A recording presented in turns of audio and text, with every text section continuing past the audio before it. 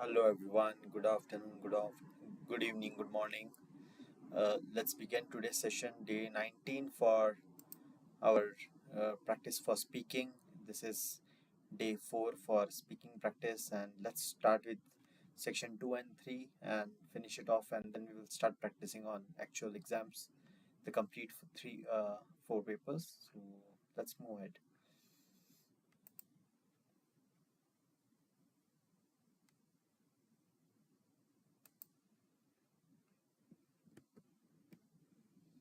Okay, you've just completed part number 1 of the speaking section of our course, and now we're going to get into speaking part number 2.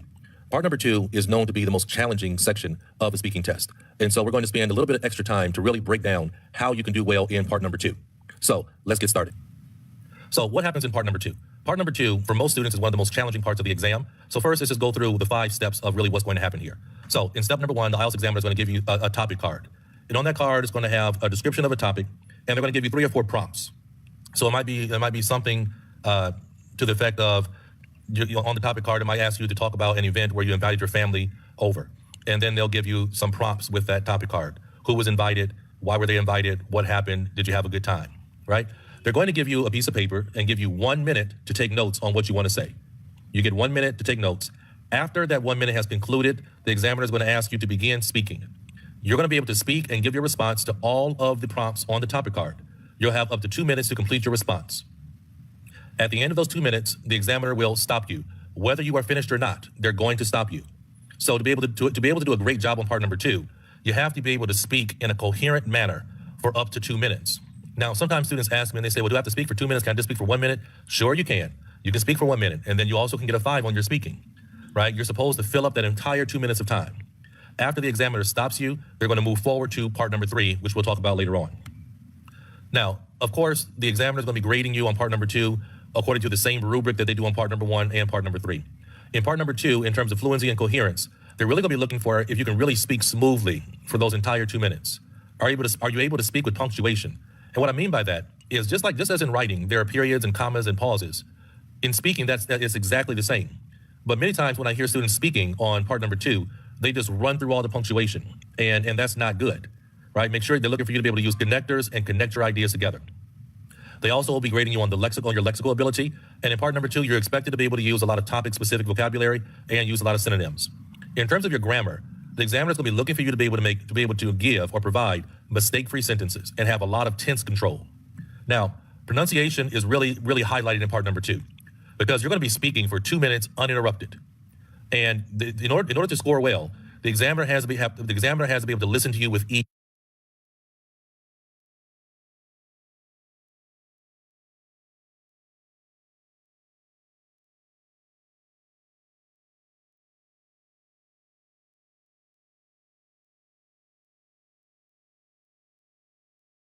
time. When students do that, they end up having so much pausing and hesitation because they're just trying to remember what to say. If you get good at taking notes, then you already have the ideas directly in front of you of what you want to say, and you just walk through it step by step. Note taking makes a big, big difference in terms of giving an organized, coherent 2-minute speech. Also, next, we also have to be able to really have a really good starter. Okay, we want to be able to have a really, really good starter. And what I mean by a good starter is when you're starting out, already be very good at giving that opening sentence. You're not going to be able to memorize an opening sentence because you don't know what the topic card is going to be. For me, normally, I like to start off with a compound or a complex sentence just to start off and right from the beginning show the examiner that I have a really high skill level. But in terms of giving a good starter, you got to be able to give your answer to the question and get right into those discussion points. Point number 3, storytelling. When you're really doing part number 2 well, basically you're telling a story. And there are 3 or 4 parts to the story that you have to fill in. But I say story because the truth doesn't matter. The truth does not matter. If you don't know something, just make it up. It doesn't matter. They're not grading you on the truth of what you're saying. They're grading you on how well you say it. Finally, to be able to score well, make sure that you are familiar with the different topics that you can be asked about. It's either going to be an object or product. It's going to be a person, an event, activity, place, favorite or incident or situation. I've looked at a lot of questions, and I would say probably 90 to 95% of the questions fall into one of those categories. So what else can you do in part number 2 to boost your band's? The questions fall into ones. And I would say probably 90 to 95% of the questions fall into one of those categories. So what else can you do in part number 2 to boost your band score? Number 1, have consistent tenses. Consistent tenses, right? You're going to use the past, present, or future. Most of the time you're dealing with something in the past, which is what I found. A lot of the questions are asking you about something that happened in the past, but you want to be consistent in your tenses. As I said earlier, fill the entire 2 minutes. Now, you're not going to have a clock. There's not going to be a clock that you can look at. So what you have to be able to do is just really practice being able to complete a response within 2 minutes. Also, finally, focus on your answer. When it comes to exam time, when you're in the exam, whatever grammar you have is what you have. Don't worry about it. Don't let it affect the other parts of the rubric. Finally, I've seen this happen, and I'm going to just, ask everyone to please not do this, which is repeat the question prompts. Sometimes I've heard students, they'll start off their response, then they'll stop, they'll read off the next part of the next discussion point, then they'll give their response, then they will verbally read off the third discussion point, and then give their response. You cannot do it that way. That's not what you're supposed to do. You're supposed to be able to speak fluently, consistently, and smoothly from beginning to end. You're not supposed to stop, read the prompt, stop, read the prompt. So please don't do that, okay?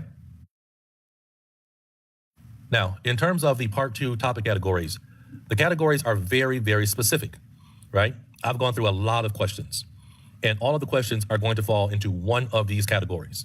It's either going to be an object or product.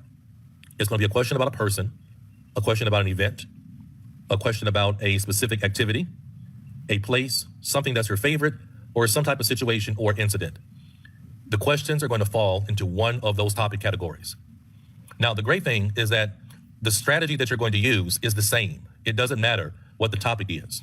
It's the same strategy. So, for example, here are some questions that deal with objects or products. Right here, they're asking you about a local product. Here, they're asking you to talk about a food. Here, they're asking you to talk about an advertisement, a toy, an item you bought. Here, we're talking about this more fits into a product in terms of information on the news that was useful to you, right? But it's going to fit. This is what an object, product, idea question looks like. Next, you got questions that are about a person. Describe a person who's helping the poor in his or her free time. Talk about a person who motivated you in your life. Describe someone who travels a lot by plane. As you know, as you can see, there are 3 prompts here. 3 prompts. Sometimes there are 4. Okay. Sometimes there are 4 prompts. Here we're talking about an event. Talk about a happy day that you would like to celebrate. Describe a day in the near future that would be the best day of your life. Talk about a day that has a special meaning to you and you remember it well. There's always going to be a question like this, possibly an event question. Next, you can be asked about an activity, right? Talk about the lifestyle in a village. Describe a vacation that you've taken recently. Describe an achievement that you have celebrated recently. Some type of activity. Activities and events are really close together in terms of what they mean. So, sometimes you might read a question and it might fit into an event. It might fit into an activity. It doesn't matter. Okay, but because they're very, very close in meaning. You got questions about a place. Describe a beautiful city. Describe a regional industry. Talk about a place you visited that was very colorful. You'll have a question possibly about your favorite. Talk about your favorite toy as a child. Describe your favorite advertisement. Talk about your favorite music. And finally, you also can have a question that is talking about an incident or a situation. Talk about incidents when your car broke down. Please say. Talk about a situation when something in your house broke or stopped working. Describe a situation when a child made you laugh. Describe a situation when you had to use the internet to solve a problem.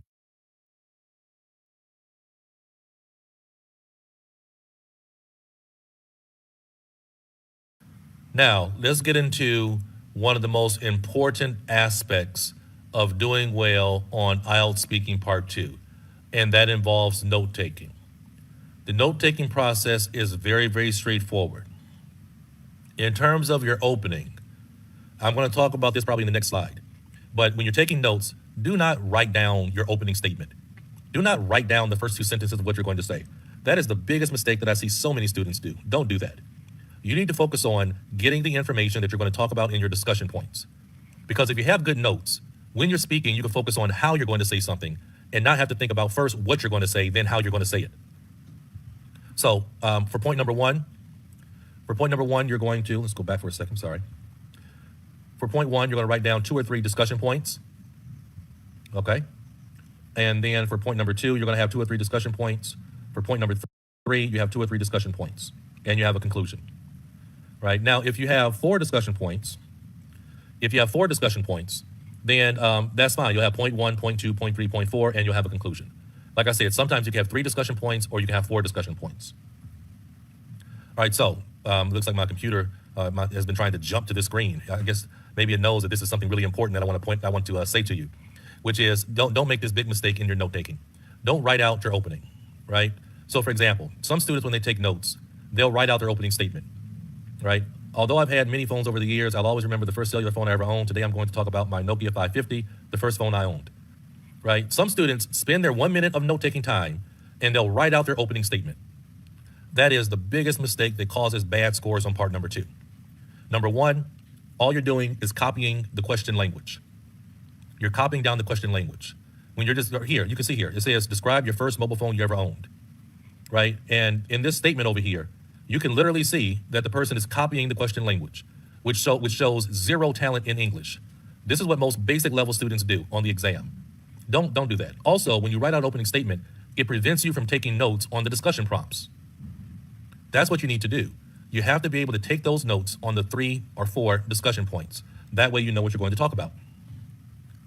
So now we're going to look at some examples of taking notes. This first question is a question that's dealing with an object.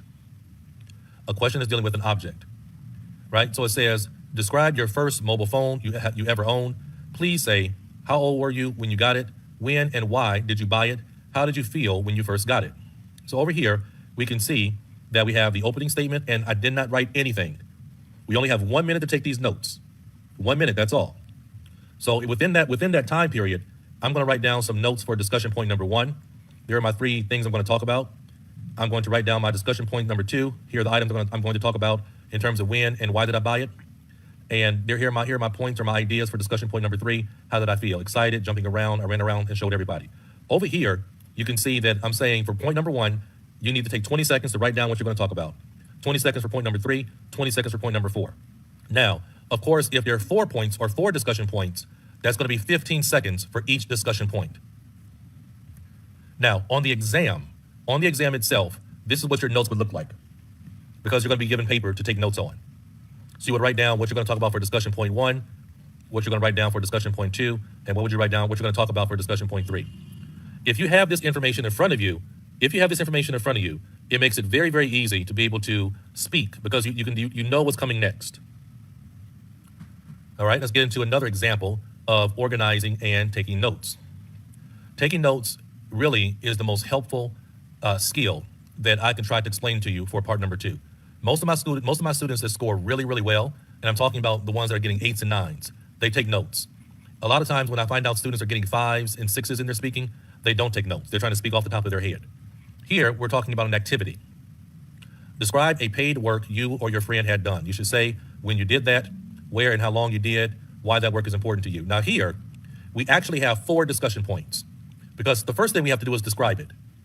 Then we have to say when we did it, where and how, and why that work is important. So in terms of the opening, I'm not going to write down the opening statement, but I do have to describe it. So I'm going to describe lawn work, mowing the grass, cutting trees. When you did that, summer 2014, June, it was hot. Point number 2, where and how long did you do it? In my local neighborhood, 10-block radius, and did it for 2 months. Why was it important? Earned money, worked hard, saved for school, right? I'm able to, and you're able to, take those notes and get this information within 1 minute. What I really want you to be able to do is get that information really in about 45 seconds. Because if you can do it in 45 seconds, that's going to then give you 15 seconds to really just get your thoughts together so you're ready to start. Sometimes if you're taking notes right up to the 1 minute mark, that can be harmful, because when it's time to start, you're fumbling around and you're not ready. So really, let's try to finish up our note taking in 45 to 50 seconds. Give yourself 15 or 10 seconds to be able to prepare and gather your thoughts and start out great. Here is another example of a question. In this one, we're talking about a car breaking down. So we're talking about an incident, a situation or an incident. Describe an instance when your car broke down. Please say when and where, what did you do, and how did you feel? Right. So in terms of the opening, I would write down the ideas or the car that I'm going to talk about. I'm talking about a Ford Pinto from 1973. It's an old car. In terms of the first point, when and where, Summer 1983, July, Interstate 75, Florida, side of the road. What did you do? Panic, asked for help, got the equipment. And number 3, how did you feel? Dejected, elated, and eventually satisfied. I have my notes. I finish up my notes in 45 to 50 seconds. I take 10 to 15 seconds, gather my thoughts. When that examiner says start, boom, I'm ready to go. Describe your favorite TV program you watch regularly. So this will be a question about describing your favorite.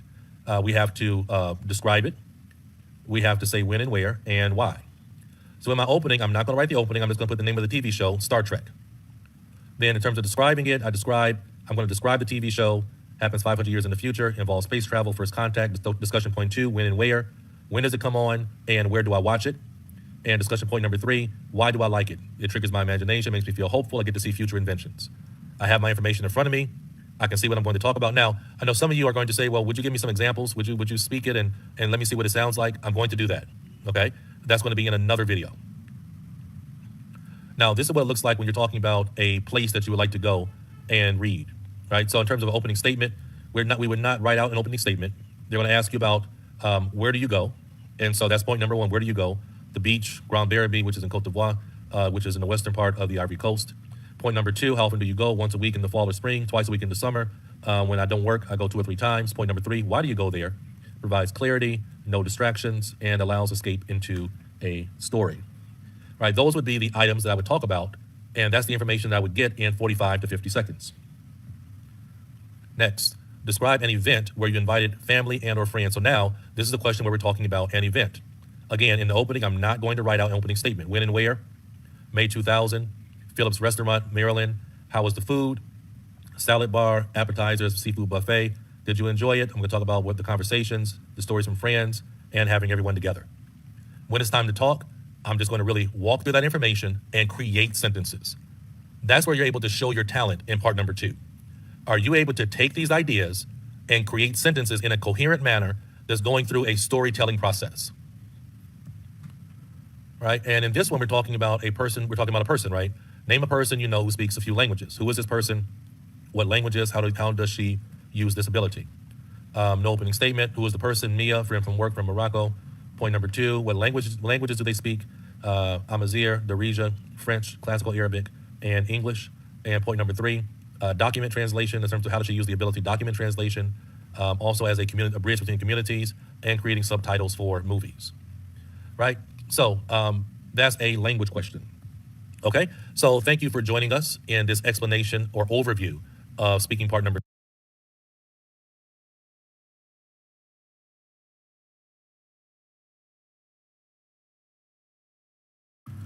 All right, in this video, we're going to be talking about an activity, and that activity is going to be work that I was paid for.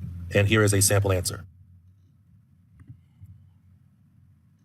So the first job, of course, is to be able to organize your notes. I really, really encourage you to take notes. I know that for some of you, it's something that maybe you're not used to, but honestly, if you take notes, you're going to do better.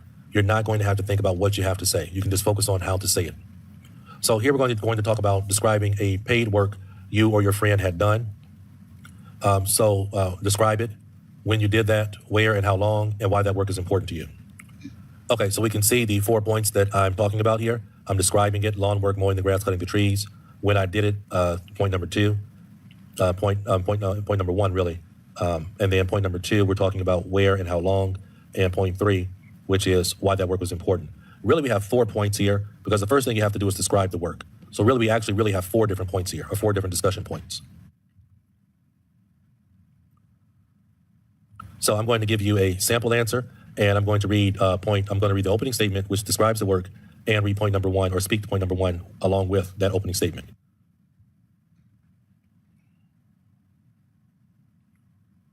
Even though I've had numerous ventures with friends that resulted in payment for a job well done, today I'll discuss a lawn care enterprise I completed with my mate Akin. This involved trimming hedges, mowing grass, and cutting tree limbs for cold, hard cash. When I think back to those days of lawn maintenance, I can feel the blazing sun on my back. With that image in mind, I can definitely say we took on careers as lawn men in summer 2014. How do I know it was June 2014? Well, my high school graduation was the last week of May 2014, and I distinctly recall not working until after I completed my degree. We toiled on lawn after lawn during the hottest months of the year.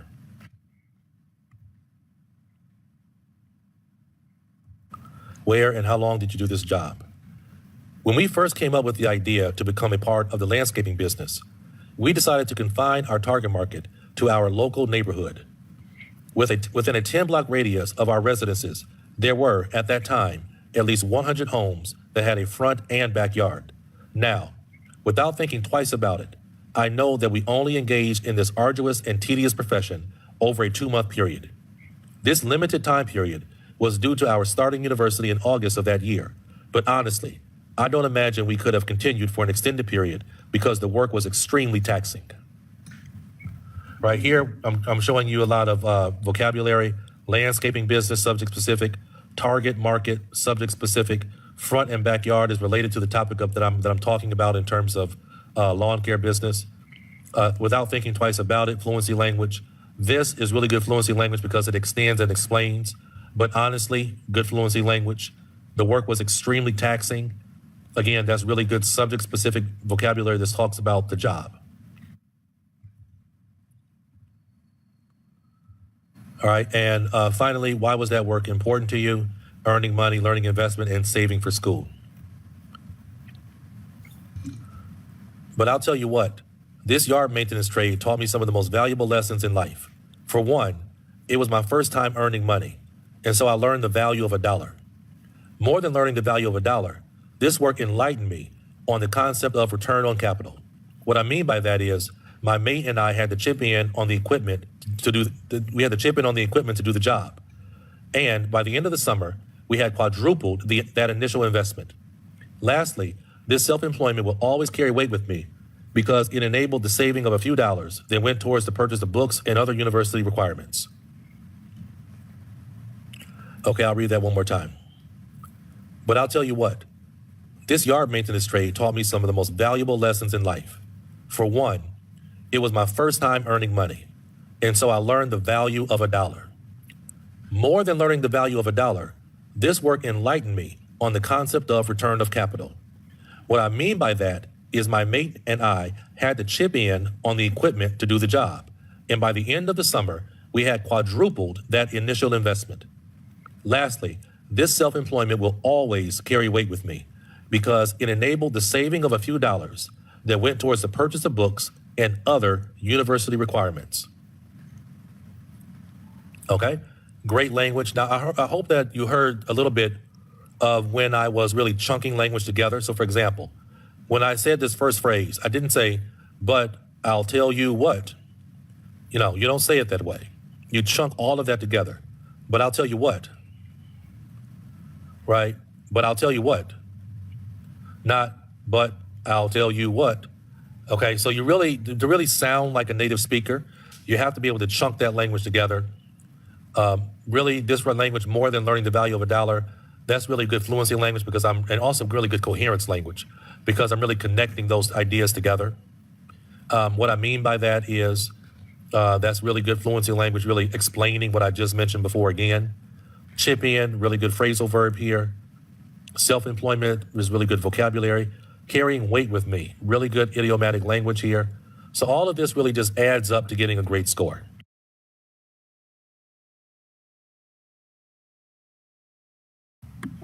Okay, in this lecture, I'm going to give you a sample answer for a situation or incident question, and we're going to be talking about the car breaking down. All right, so part number 2, car breakdown. Here's the question right here. Describe an instance when your car broke down. Please say when and where, how did you feel, or what did you do, and how did you feel? So in terms of my notes, these would be my notes that I would have in front of me. I have the car I'm going to talk about in terms of when and where, summer 1983, July, Interstate 75, Florida, side of the road. In terms of what did I do, panic, asked for help, got equipment, and how did I feel, dejected, elated, and eventually satisfied. Right? So here is the first response in terms of when and where. Okay? And over here on the right, I've written out for you what I would most likely say in my opening statement, and also what I would most likely say for point number 1 in terms of when and where. So first, I'll go ahead and speak the opening statement. Having experienced vehicle failure on at least 10 occasions, I'd say that I qualify as an unofficial expert on the matter. This afternoon, I'll painfully recall an incident involving my 1973 Ford Pinto. Right? So you see, an introduction or opening statement is very, very direct. Very, very direct. And then you would immediately move into point number 1 in a fluent manner. Right? So what I'm going to do is I'm going to start over with the opening statement, and then I'm going to go ahead and move directly into point number 1. Okay? Having experienced vehicle failure on at least 10 occasions, I'd say that I qualify as an unofficial expert on the matter. This afternoon, I'll painfully recall an incident involving my 1973 Ford Pinto. July 4th, summer 2002, the sun was scorching, so it was unbearably hot. But still, it was the 4th of July, and I promised my friend that I'd make his barbecue. This, of course, meant that I have to drive my father's 1973 Ford Pinto that was gifted to me that year.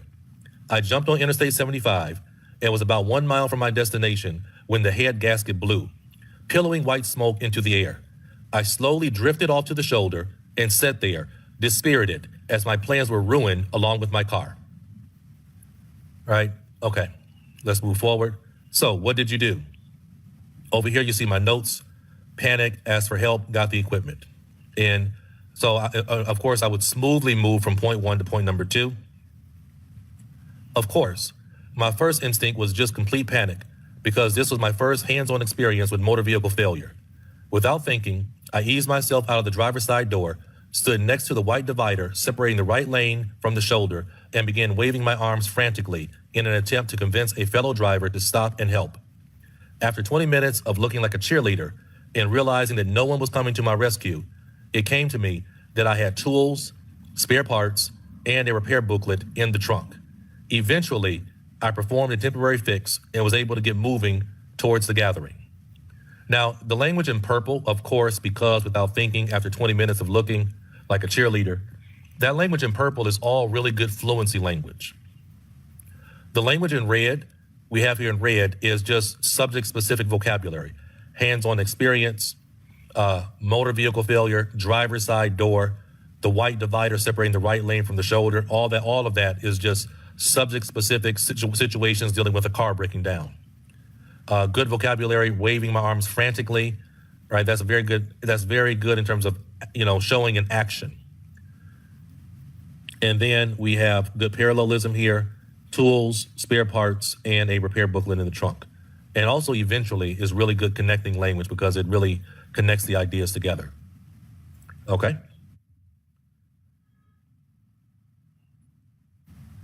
And then we move into the last point, which is how did you feel?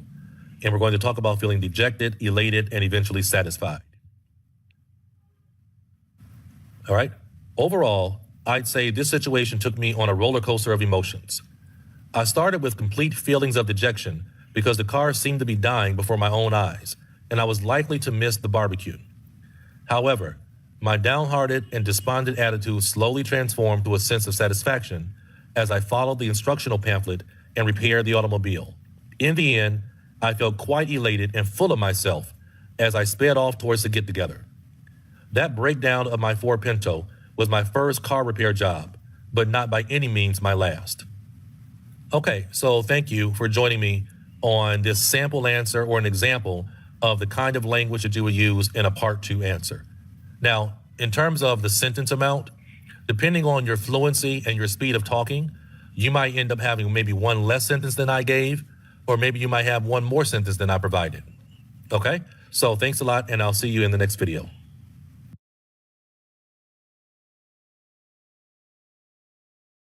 Okay, now in this next sample answer, we're going to be looking at an activity sample answer. Activity or action sample answer. And here is going to be the topic of making a decision. Right? So now this is a four-part question. All right? And so this is the question where it's always talking about Describe a time when you had to make an important decision. That's the question. Describe a time when you had to make an important decision. So the prompts are, what was the decision? What are the choices that you have? Why you made the decision that you did, and explain if you think the decision was good. So, as I said in the previous video, you could put down one discussion point, 2 discussion points, 3 discussion points. It doesn't matter, right? Just know that if you have 3 discussion points, that gives you at least like 4 to 5 sentences you can create off of those 3 discussion points. If you have 1 discussion point that you're going to make, or 1 discussion point under this prompt of what was the decision, you're going to have to really work to extend that out so you can fill up the full 2 minutes. But the first point is, what was the decision? Going to the USA, study architecture. What other choices did you have? China, Australia, stay at home. Why you made the decision that you did? Familiar culture, diversity, and recommendations. And then also explain if you think the decision was good. Right? So let's go ahead and take a look at this first one in terms of what was the decision. So we're going to talk about 2 of the prompts here. We're going to talk about what was the decision, and then going into what other choices did you have. Now, normally, if I have 4 decision points or four discussion points under 1 prompt, then what's going to happen? I'm going to maybe not have I'm not going to say so much information for each point, because I have to make sure I finish. I have to finish within those 2 minutes. And one of the biggest mistakes that a lot of students make is that they don't finish within the time period. Okay? So here I will be talking about going to the USA, studying architecture, and also in the next paragraph talking about the other choices. So to make it sound more natural, I'm going to read point 1 and point 2 together.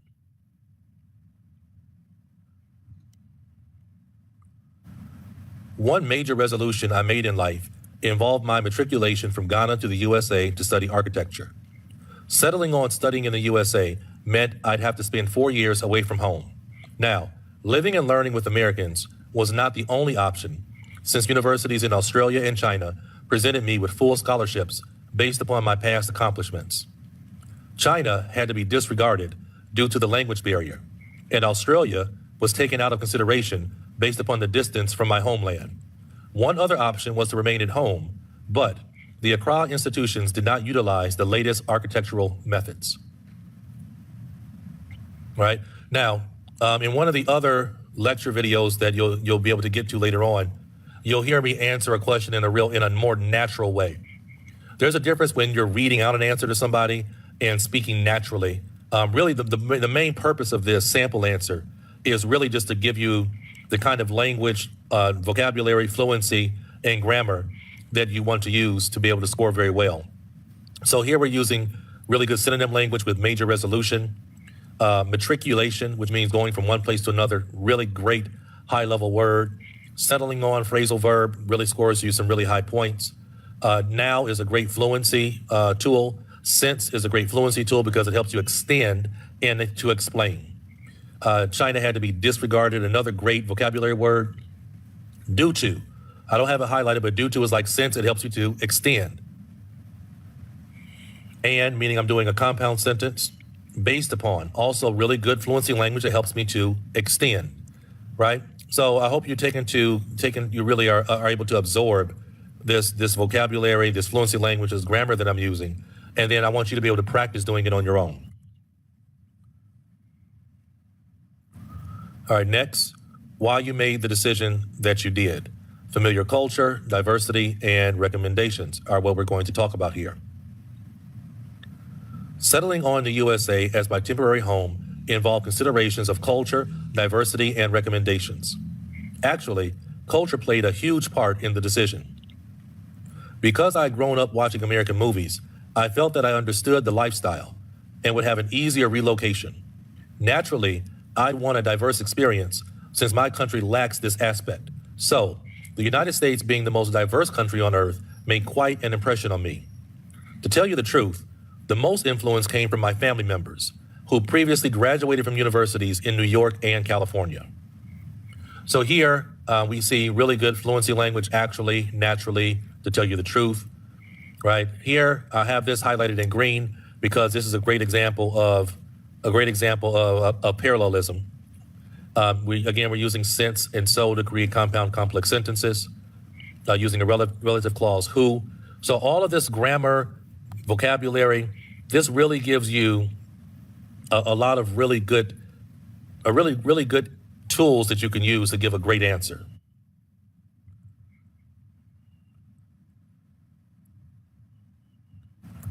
Okay, discussion point number 3.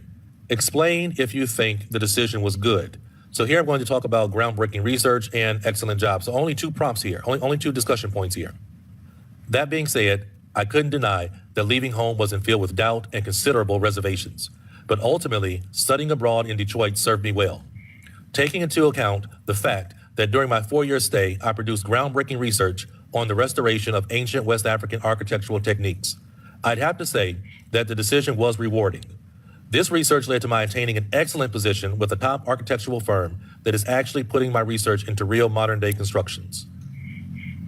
And here, really for this phrase, it should be taking into account, not the account, right? Taking into account. So let's make that correction. Taking into account.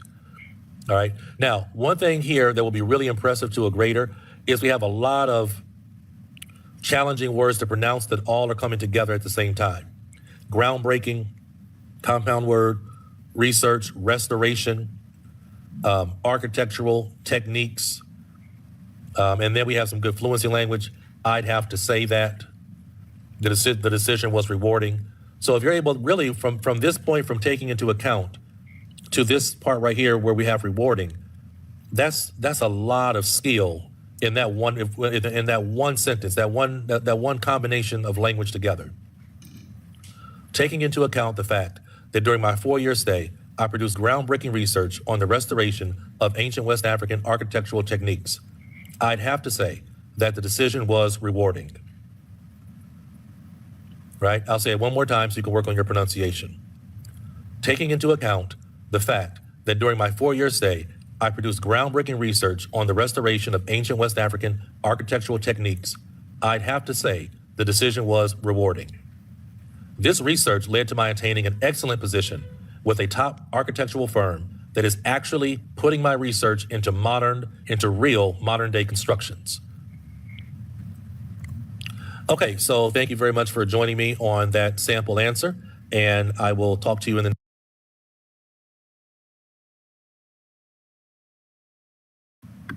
Okay, in this lecture, we're going to take a look at a sample answer for an event question for speaking part 2. It's going to deal with a family invitation. Right, so discuss an event where you invited family or friends to a restaurant. So here we have to talk about 4 different areas. We have to talk about when and where.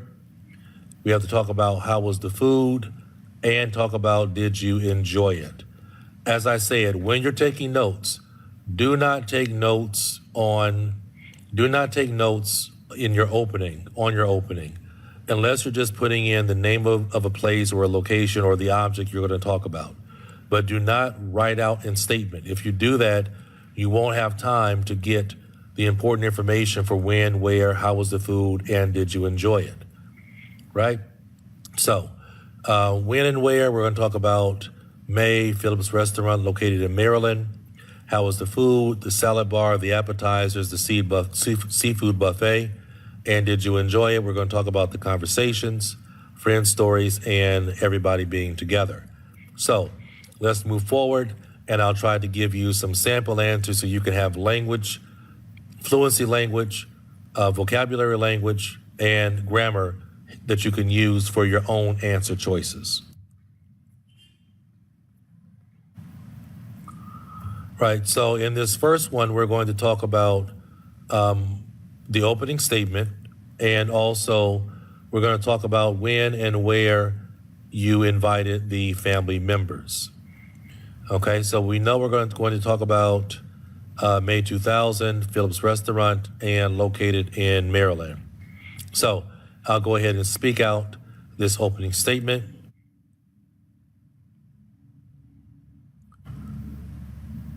When it comes to eating out, I can recall a few special occasions But one particular event that deserves discussion is when I requested my family and Bahamian friends for my law school graduation celebration dinner. One thing I'm certain of is May 8th, 2000 as the date of the commemoration dinner, because as I said, it was to honor my graduating from law school. I've always loved seafood, so when asked to choose a dining establishment, I delightfully selected Phillips Seafood, which is still well known for its all-you-can-eat seafood buffet. Phillips is located in Maryland, right near the bay, and this eating establishment is so attractive because guests can eat until their hearts are content. Right, so here we're starting out with a great compound complex sentence. Subordinate when, coordinate but. Right from the jump, right from the start, the examiner can see, wow, they're starting with a compound complex sentence, high English level. Okay? One thing I'm certain of, fluency language. Because fluency language. Fluency language sometimes deals with being able to just ease into the conversation. Sometimes when I'm talking about fluency language, I'm talking about language that's able to give you the ability to extend an answer. I've always loved good grammar there, delightfully selected, good combination of words, right? And also we have a really great phrase at the bottom in terms of eating until your hearts are content. Really great use of idiomatic language. Okay, let's go ahead and move on to point number 2. How was the food? And here we're going to talk about the salad bar, the appetizers, and the entree. So let's go ahead and now speak this one out for you. You know, you can't talk about Phillips without touching on the award-winning menu. Most of my family's taste buds fancy Asian fare, so they engorge themselves at the salad bar on sushi and dim sum, whereas my Bahamian friends consumed all the conch fritters available. Moving on from the salad bar, we kept it simple with the appetizers by having mouth-watering minestrone soup and gumbo. To top it all off, for the entrees, we repeatedly visited the dinner section for king crab legs and crab cakes, which many commented on as being the best they'd ever tasted. A lot of language here, right? Fluency language in the beginning, menu, subject-specific vocabulary, award-winning menu, good collocation of words here, taste buds, fancy, Asian fare, sushi, dim sum, conch fritters, right? All of that is really great vocabulary. Mouth-watering, entree, king crab legs, crab cakes, the best they'd ever tasted. How was the food? The best they'd ever tasted. All right. So, now, as I've said earlier, you heard me talking about fluency language. I'm using it a lot more than I normally would, and really because here I'm just trying to show you how to use this kind of language, right? How to use this kind of language. I don't want you to feel like you have to overuse fluency language.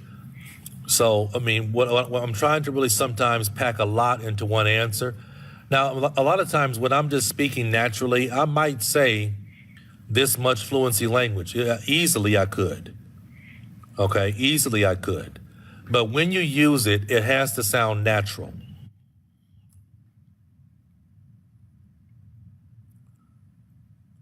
All right, and point number 3, did you enjoy it? And here we're going to talk about the conversations, the friend stories, and everyone being all in one place. Okay? As you can hear, we all love the food, but I have to say that the entire experience was a bit nerve-wracking. Ordinarily, I'm a shy and timid person, so some of the conversations took me out of my comfort zone, especially when my family broached the girlfriend topic.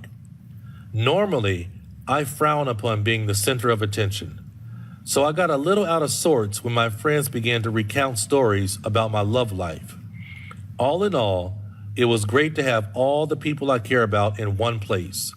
And despite the stomach-churning discussions, I'd do it again in a heartbeat. So we have a lot of language here. Nerve-wracking, which means something really just made me extremely nervous. As you can hear, fluency language, I have to say fluency language, compound sentence, ordinarily is fluency language, especially extends out a sentence, which is great for fluency, normally is great fluency language, out of my comfort zone, shy, timid, nerve-wracking, frown upon, center of attention, out of sorts, stomach churning. All of that is subject-specific vocabulary that shows a high level of English. Okay, great. So thanks so much for joining us. I hope you learned a lot from that sample answer, and I look forward to seeing you in the next video.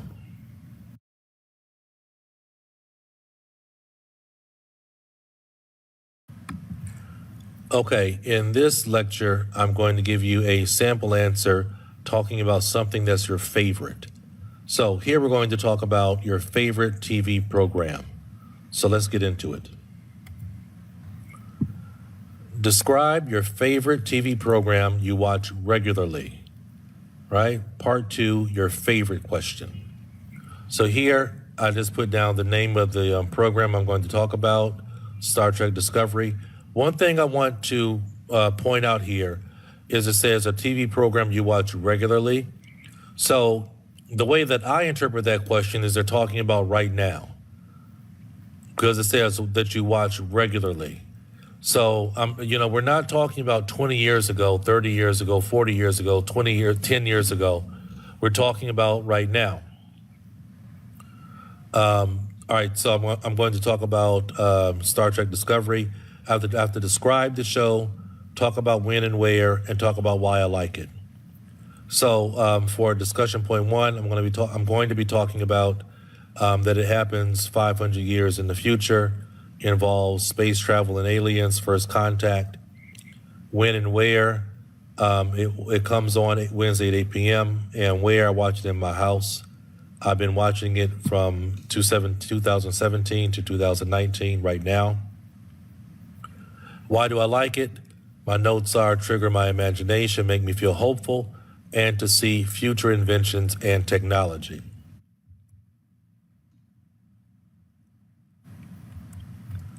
So, what show and describe the show? So, here is an example of the opening statement and point number 1. I'm going to speak them both together. Okay?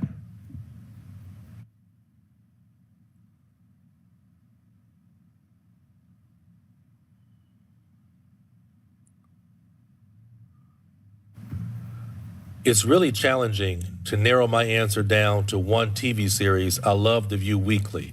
However, if forced to decide, I'd settle on Star Trek Discovery since I haven't missed an episode over the past 3 years.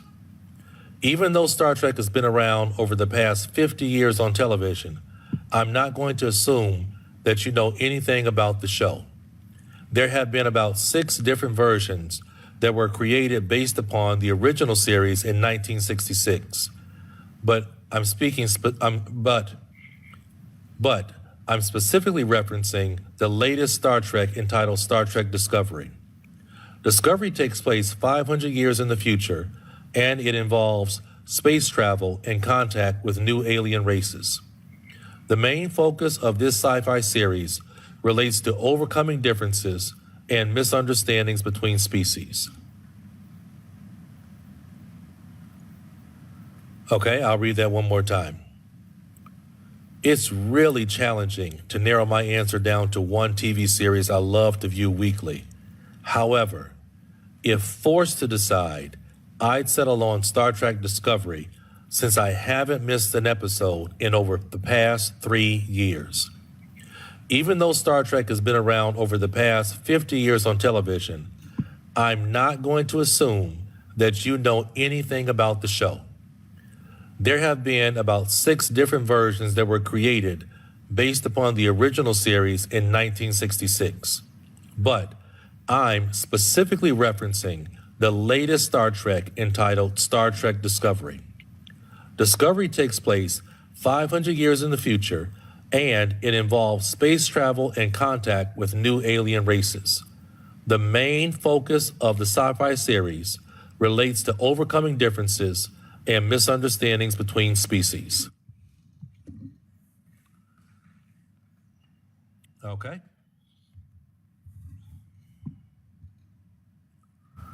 When and where? Right? When does the show come on and where do you watch it? Every Wednesday at 8 p.m., I watch the program on CBS All Access, which is a paid-for streaming service that must be viewed through the internet. I was initially reluctant to pay for internet TV, but I've seen every Star Trek series to date, which meant that I had to get on board. Star Trek Discovery has been a part of my weekly routine from 2017 up to this very moment.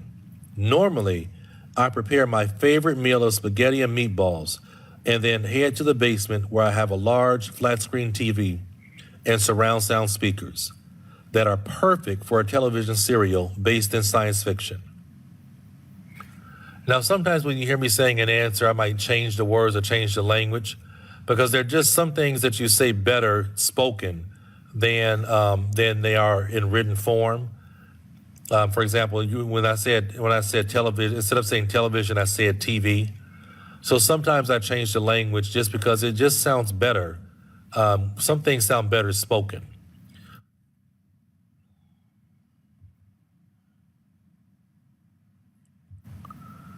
All right, so why do you like this show?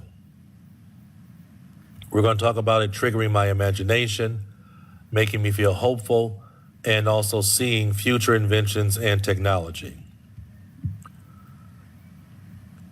You have to understand, at heart, I'm a dreamer, which means that a series that takes place 500 years from now is right up my alley.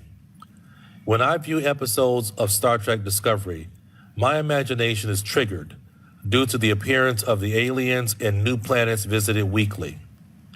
The triggering of my imagination really gets my creative juices flowing, which is a characteristic my job demands. When it comes down to it, I love this show because it imbues me with hopefulness from projections of humanity reaching the stars and eliminating social problems.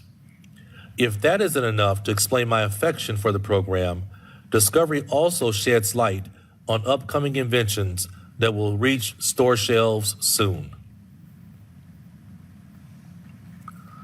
All right, so here we have a lot of, just fluency language. When you're speaking, it's different than writing, right? So you'll say something like, you have to understand, at heart, I'm a dreamer.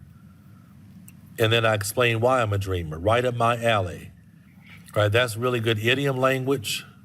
That's really idiomatic language, not really fluency language. It's in purple, but it really should be in red. Idiomatic language. When means we're going to be really forming a complex sentence. Due to means I'm extending it and explaining. That increases the fluency score. Good word, triggering. Creative juices flowing. Good combination of words together there. When it comes down to it, that's really good fluency language. Imbues, that means that it gives me and imparts upon me. Okay, really good vocabulary. If that isn't enough to explain my affection, I'm connecting to the previous idea. This helps me to increase my fluency score. Sheds light or shedding light. Okay? Affection is a great word in terms of how I like it. Okay, so thank you very much. I hope you enjoyed listening to that sample answer. I also hope that you learned a little something about the show Star Trek, and I encourage you to watch that show if you haven't before. So have Okay, in this sample answer, we're going to be talking about an object and specifically mobile phones. Right, so this is what the notes look like for this question. Describe your first mobile phone. Please say, how old were you? When and why did you buy it? And how did you feel when you first got it? On the right, you can see my notes that I will be using in terms of discussion point 1, discussion point 2, and discussion point 3. When you have 3 discussion points right here, you can see the time frame that you should use for each discussion point.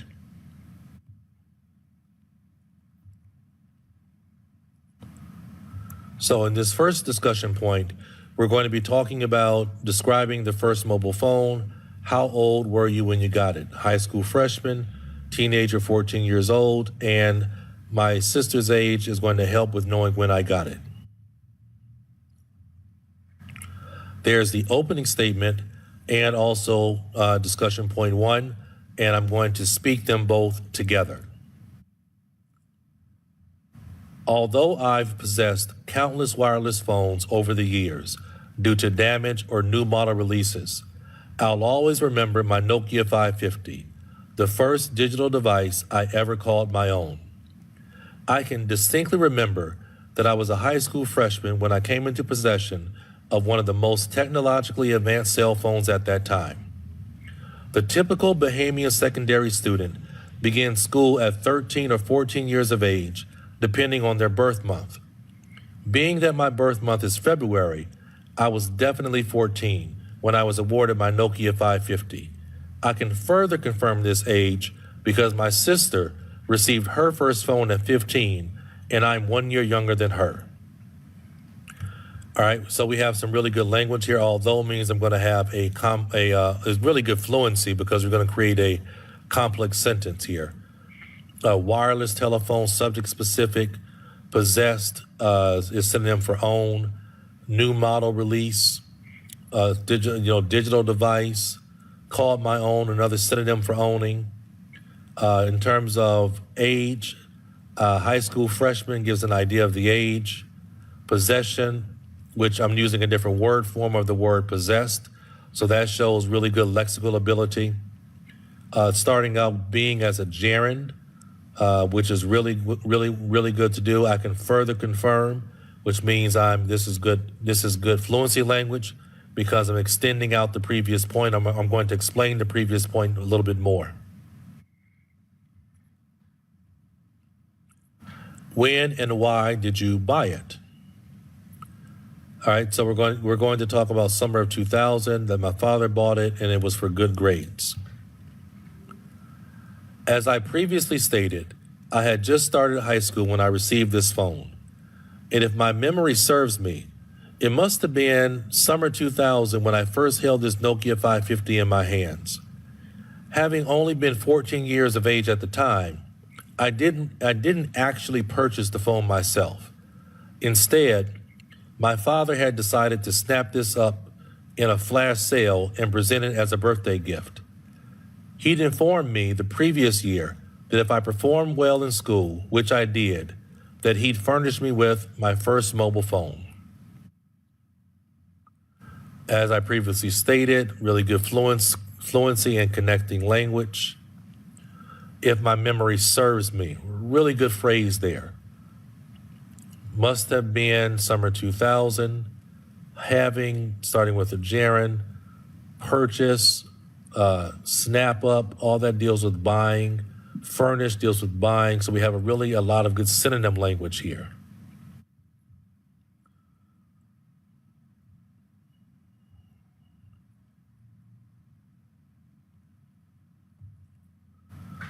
How did you feel when you first got it?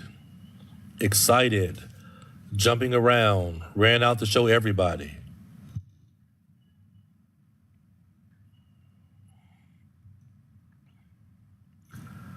As I just said, my receipt of this mobile phone occurred on my birthday during the hottest time of the year. I can't put into words the overwhelming excitement that filled my heart after I slowly removed the gift wrapping and saw the words Nokia 550 printed on the outside of the box. I held the box above my head like I had just won an Olympic medal. And from what I've been told, I jumped around like a kangaroo. Immediately after I calmed down somewhat, I dashed out the door and showed the neighbors the new sale. I can't recall word for word what I said on my first call, but it was something like, "Guess where I'm calling you from?"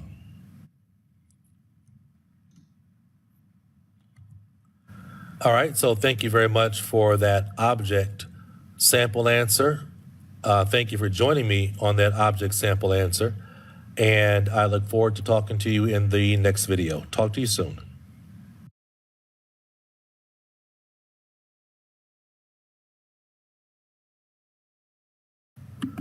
Okay, in this sample answer, I'm going to provide you a sample answer on the place question. Now, it's very possible that when you do your upcoming speaking test, that you can be asked about an object, a place, an event, a situation, an incident. All right, so let's take a look at how this question or this answer would sound. So we're going to talk about swimming. Describe a popular place in your country for swimming. And we have 4 points here. We're going to talk about where is it, what type of people go there, when do they usually go there, and explain whether the place is good to go to.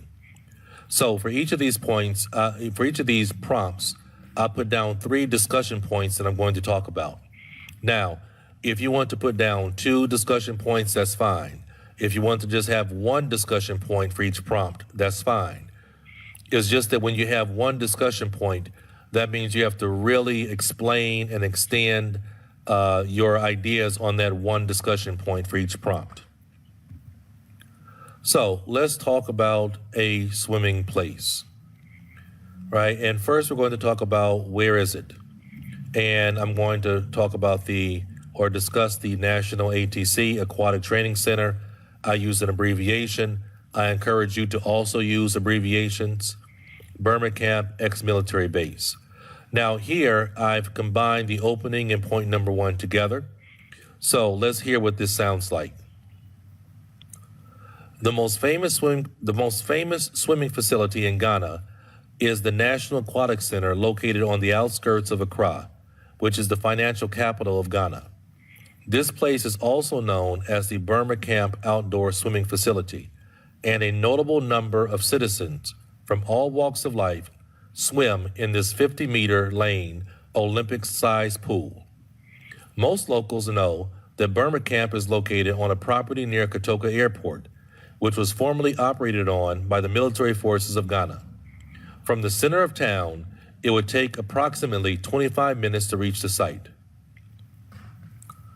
Right? So it's perfectly fine for you to combine your opening and your point number 1. Now, if you notice, I'm just very direct.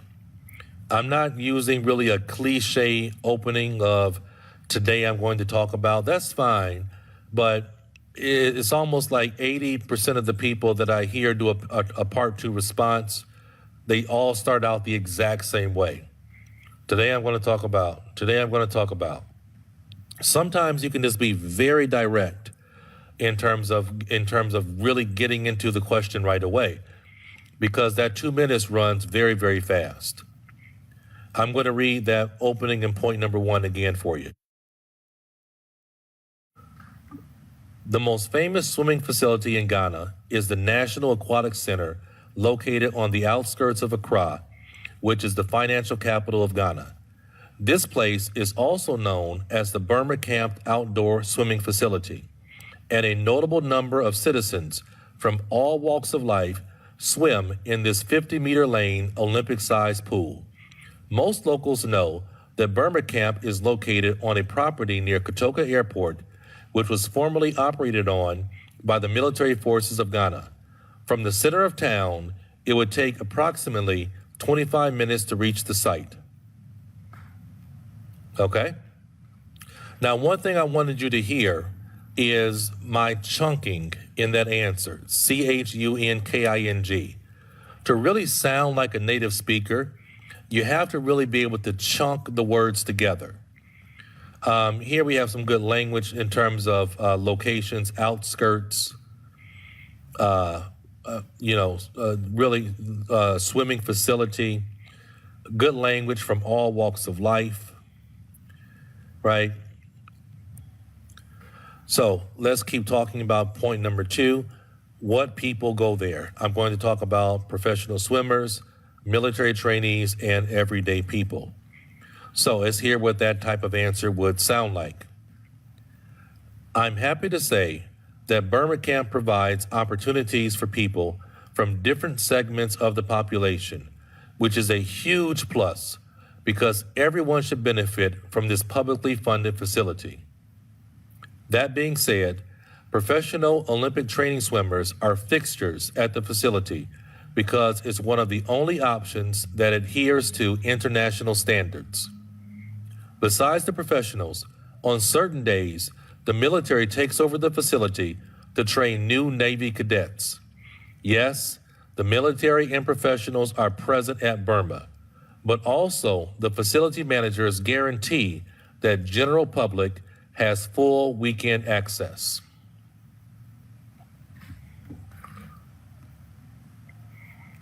Okay, I'm going to read that one more time.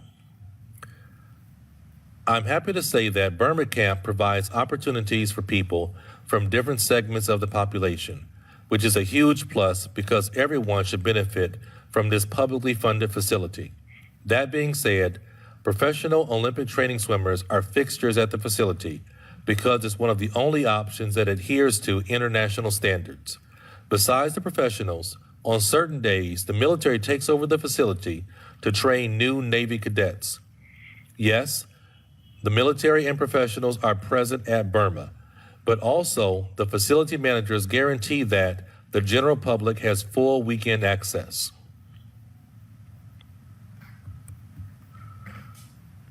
Point number 3, when do they usually go there?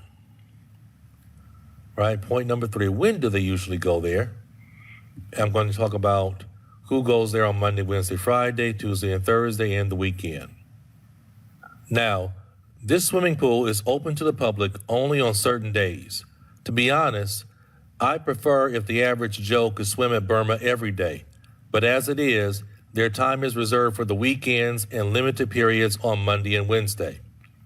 They have this limited time because the facility supervisors reserve 2 to 3 lanes specifically for the Olympic trainees on Monday, Wednesday, and Friday. Tuesdays and Thursdays are completely off limits to everyone except military service persons who require water training. Okay, now we're going to move on to point number 4, explain whether if it is a good place to go. And I'm going to talk about the reasons being clean water, and also I can find a partner there. So you can see here, I'm only talking about 2 discussion points. All right, so here would be point number 4. To wrap up, I'll touch on what makes Burma Camp a wonderful option for swim lovers. In the past, those who desired to train for swimming suffered from a lack of clean water facilities that were maintained at international standards. Since the opening of this swim facility, all citizens are extremely satisfied to experience water free of harmful chemicals. On a personal level, I've benefited by connecting with new swim partners who can push me to train and maintain a high level of health. All right, so thank you very much for listening to this sample of a place answer, and I look forward to joining you in the next video.